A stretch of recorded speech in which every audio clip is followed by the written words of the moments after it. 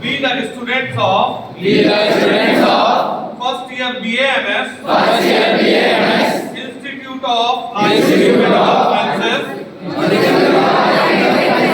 and Hospital Mohanlalganj, Lucknow solemnly pledge to respect the cadaver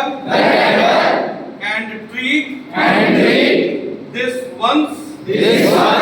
living person with compassion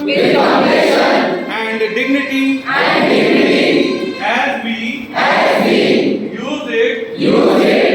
further our professional goals. So to show due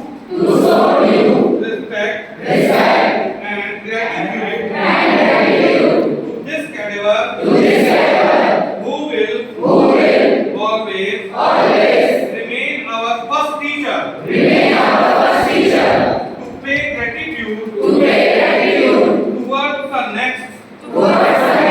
of kin of the donors for their endeavors